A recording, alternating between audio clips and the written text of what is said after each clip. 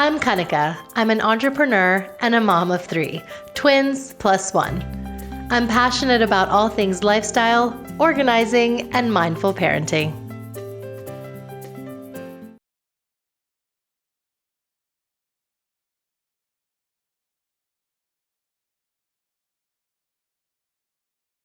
So when you think of tissues, you think of Kleenex. When you think of photocopies, you think Xerox. And when you think baby swaddle blankets, it's Aden and Anais, hands down.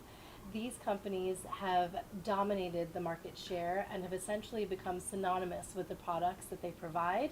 And I am so honored to have with me the powerhouse behind the iconic baby lifestyle brand.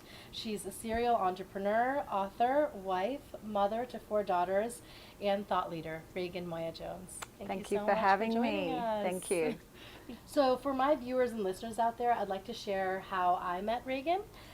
So she was a guest speaker at a summit held by Hey Mama. So Raegan was giving an intimate talk, a breakout session at this summit, and she was incredible. She shared her entrepreneurial and her motherhood journey, and I think what I remembered most was how honest and raw and witty you are. So you take pride in the fact that you're an ordinary woman. You say no B-school grooming or Ivy League degree, and you've seen monumental success.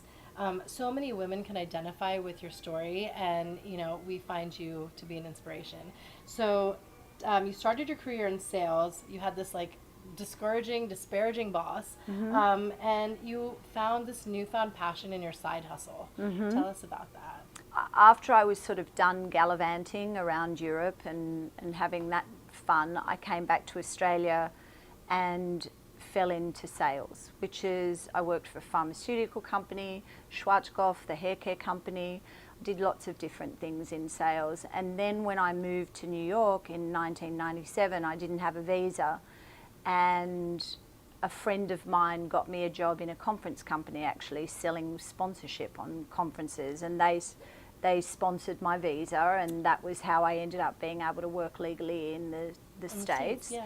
And I was with that company for about a year, and then I moved to The Economist, where I spent 10 years working before I started Aden and Anais. And I did start Aden and Anais whilst I was still working full-time at The Economist. So what made you when did you have your aha moment, and how did Aden and Anais? Well, it was really when I had Anais.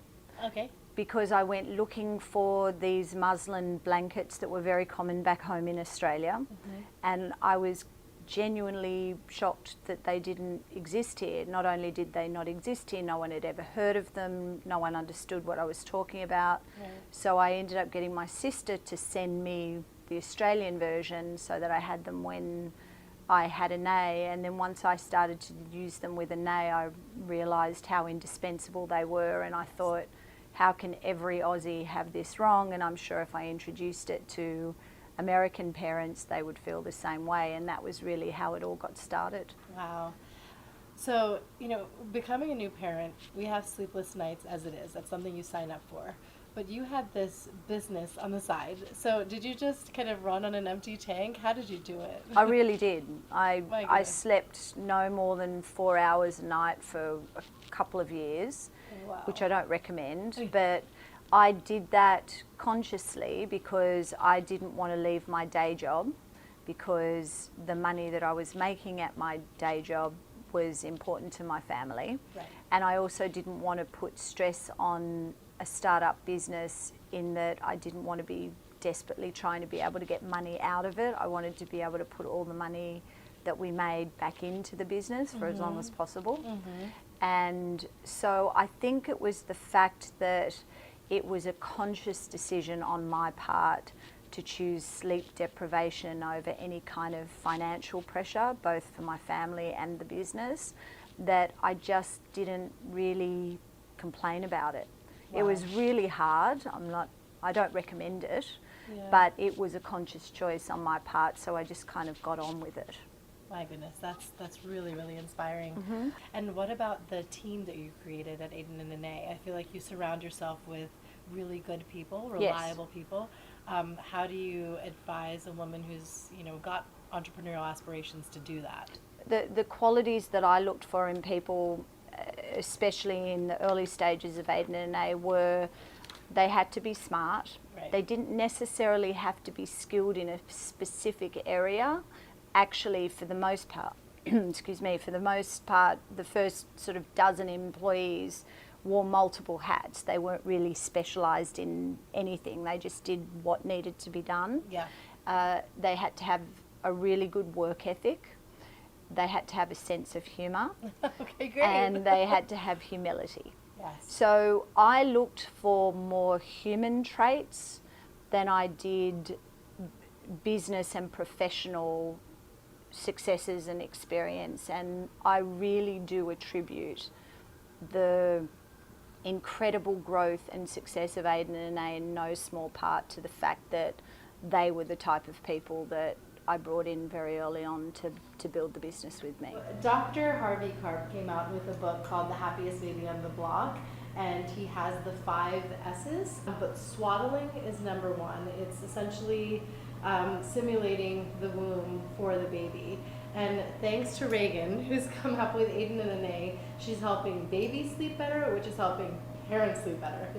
That's the plan. Yes. So when you're laying your baby to bed on her back, how do we swaddle? Okay. So, huge plug here for Aden and Anais, because I really do believe that the only thing you should wrap your baby in is muslin. Yes. And so you get your piece of muslin and then you fold it into a triangular shape. Mm-hmm. And this is your daughter's very special little baby dolly. Yes. So this is like a premature baby size. Right. So, but what you do, exactly. Okay. So what you do is you lay the baby on the fabric and align their shoulders with the top of the fold. Mm-hmm. Then you just take one of their arms and you bring it. Now the real key to get a nice secure swaddle, right? So rather than bringing the fabric in from way out here, the key is start very close to the baby's body, because then that way you can use your other hand to actually secure it. Then you gently roll them over and you tuck the fabric underneath their body. Right. Then we've got a lot of fabric here, but then you just bring up the end of the fabric and then you tuck that into the top of that fold. And again, bring their other arm across their body and then wrap. See how I'm using the back of my hand too? That's how you make sure that you get a nice secure swaddle. And then again, just bring the fabric right around, and we can do that a few times with your daughter's dolly. So, and then you just have a little baby burrito. Yes. So did you have a moment in time that you could share with us where you trusted that mom sense of yours? I think that it's what I've already touched on during our conversation, and that is there's this notion that as parents we need to protect our children from all the bad stuff, right? And that it's our job as adults to not let them see when we're under pressure and stress and everything. And I'm sure I could read endless books about why that's the right thing to do, but in my heart I felt being transparent as their mum and letting them see the good and the bad was the right way to raise our girls. And so I would say that was very much an internal decision to do that, despite the fact that I do second guess myself sometimes and say, should I be letting them see that I'm really, kicked to the floor right now and struggling? So like I said, verdict's out on whether or not that was a good or bad thing to do. I'll talk to you in 20 years and hopefully they're not all in like expensive therapy. And do you have any other parting thoughts to share with our listeners? Just it goes back to, if I can do it, you can do it. If you're sitting there going, I don't really know how to build a business, I don't really know what to do next, just one step at a time, one day at a time, and that is truly how I built Aden and Anais. And so I really believe that the message here should be, if this very average person can do it, anybody can, if you're prepared to work really, really hard and you want it badly enough. Wow. Thank you so much, Raegan. Pleasure. This was such a treat. Thank you. Thanks for having me.